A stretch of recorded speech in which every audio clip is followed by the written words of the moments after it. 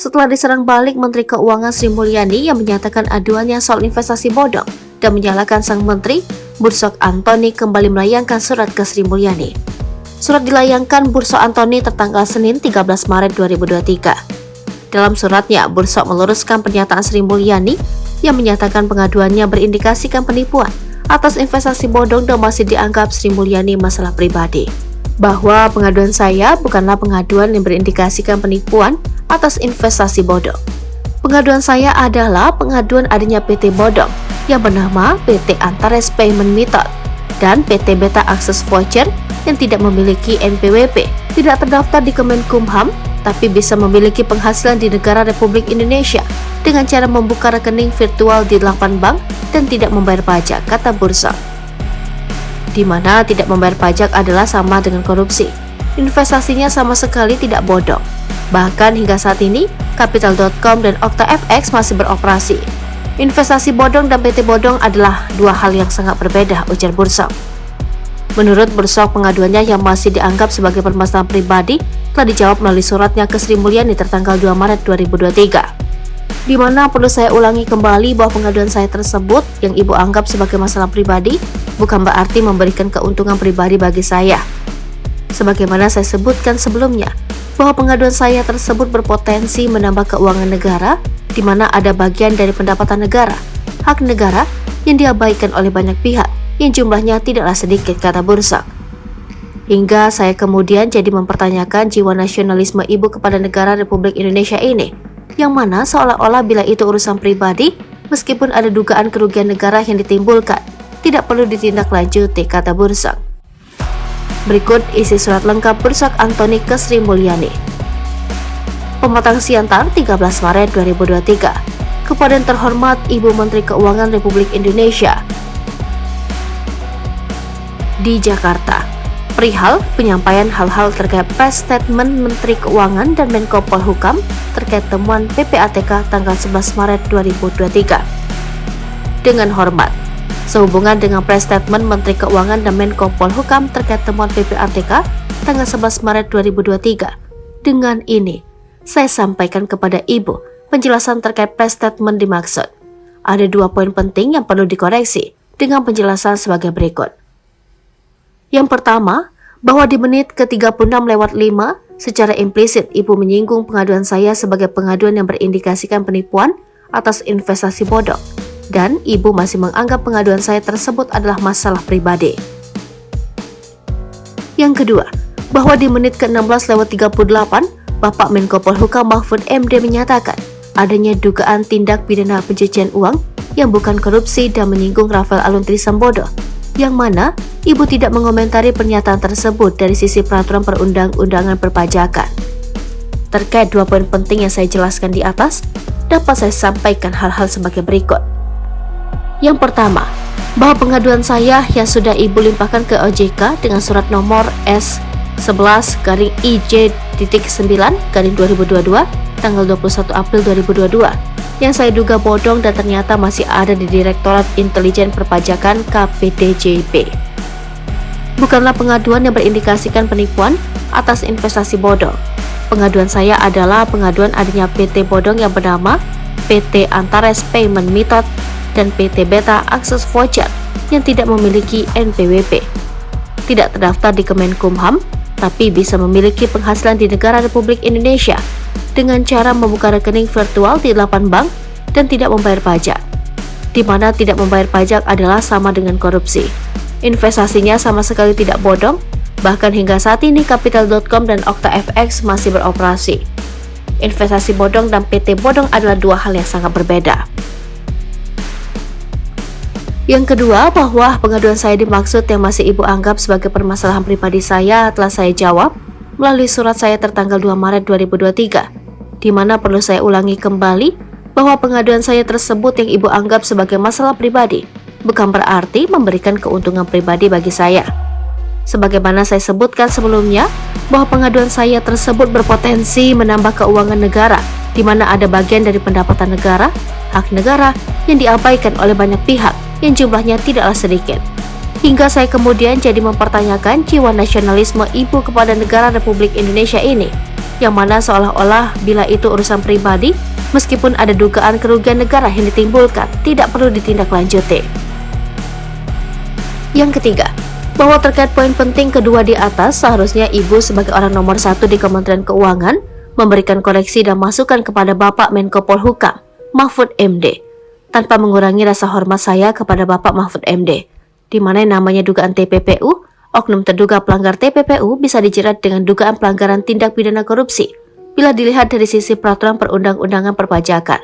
Sekarang, saya jelaskan terlebih dahulu dengan kalimat yang sederhana agar siapapun yang membaca surat saya ini dapat mengerti. TPPU itu jika mau digambarkan seperti oknum yang memiliki usaha ilegal, seperti membuka usaha perjudian, menjual narkoba dan lain-lain, di mana uang haram yang dihasilkannya tersebut dicuci dengan cara misalnya ditabung di bank, sehingga uang haram tersebut menjadi tercampur dengan uang halal yang ditabung masyarakat atas penghasilannya yang diperoleh dari usaha yang halal. Uang haram yang telah tercuci tersebut bisa jadi telah tersebar melalui mesin ATM dari Sabang sampai Merauke. Lantas bagaimana uang haram tersebut bisa masuk ke dalam sistem keuangan di perbankan? Salah satunya adalah dengan membuat PT-PT bodong seperti PT Antares Payment Method dan PT Beta Access Voucher dengan melakukan kerjasama ke berbagai bank untuk dibuatkan rekening virtualnya. Sehingga dari rekening-rekening virtual inilah uang-uang haram tersebut diduga dapat masuk ke sistem keuangan di perbankan. Atau bisa jadi uang tersebut disimpan di safe deposit box terlebih dahulu sebelum masuk ke sistem keuangan di perbankan. Juga dengan melakukan kerjasama ke berbagai bank yang mau diajak kerjasama. TPPU sejatinya juga merupakan pelanggaran korupsi bila diambil contoh kasus Rafael Aluntri Sambodo yang memiliki uang sebesar 37 miliar rupiah safe deposit box dengan menggunakan peraturan perundang-undangan perpajakan. Jumlah temuan sebesar 37 miliar yang menurut KPK tidak ada dilaporkan dalam LHKPN seharusnya tidak juga tercantum dalam SPT tahunan RAT, di mana berdasarkan pasal 17 Undang-Undang Pajak Penghasilan. Dari penghasilan kena pajak sebesar 37 miliar rupiah tersebut, terdapat PPh yang terutang sebesar 12,6 miliar rupiah. Itulah pajak yang seharusnya disetorkan ke kas negara. Bila jumlah sebesar 12,6 miliar tersebut tidak dibayarkan,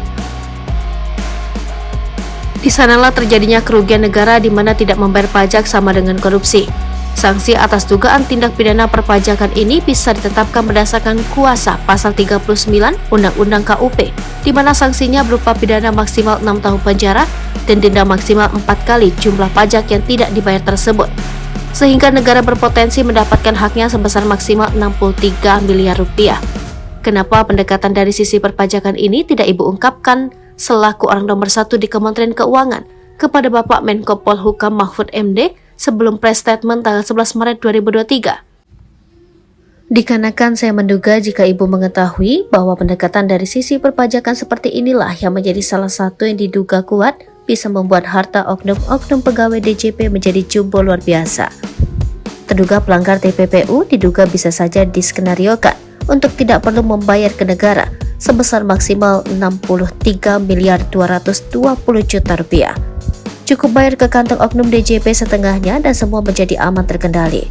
Itu sebabnya kenapa Ibu tidak mau menjawab pertanyaan saya terkait para pejabat yang tertangkap tangan oleh KPK atau aparat penegak hukum lain tidak serta-merta dijadikan tersangka pelaku pelanggaran tindak pidana perpajakan. Terkait SDB, seharusnya Ibu mengumumkan kepada publik bank mana yang telah memfasilitasi RAT dalam kemudahan menyimpan uang sebesar 37 miliar rupiah di dalam SDB.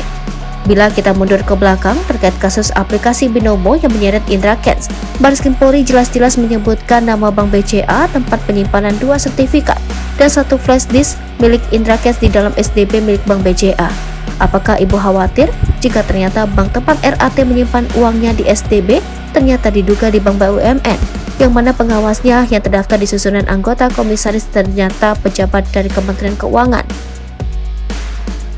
Terkait SDB, bank tempat RAT menyimpan uangnya di SDB sudah seharusnya dimintakan pertanggungjawabannya berdasarkan peraturan perundang-undangan yang berlaku atas dugaan turut mengakomodir dugaan pelanggaran TPPU. Terus terang, mama saya yang seorang lansia pernah menggunakan fasilitas SDB untuk menyimpan sebuah sertifikat rumah peninggalan almarhum papa saya demi keamanan dikarenakan di usia mama saya yang sudah di atas 70 tahun. tidak memungkinkan menyimpan barang berharga tersebut seorang diri selain menggunakan fasilitas SDB. Ringkas cerita, mama saya diminta untuk membuka rekening di bank pemilik fasilitas SDB, kemudian menulis di daftar yang diberikan bank apa-apa saja yang mau dimasukkan ke dalam SDB. Uang tidak diperkenankan dimasukkan ke dalam SDB, dan pada saat mama saya mau memasukkan sertifikat tersebut ke dalam SDB, pihak bank turut menyaksikan bahwa yang dimasukkan ke dalam SDB adalah benar-benar sertifikat asli, sesuai daftar yang diisi oleh mama saya. Di luar itu tidak diperkenankan sama sekali. Nah, terkait kasus RAT, tidak mungkin bank tidak mengetahui barang-barang yang dimasukkan RAT ke dalam SDB, dikarenakan pihak bank dipastikan turut menyaksikan barang-barang yang dimasukkan ke dalam SDB.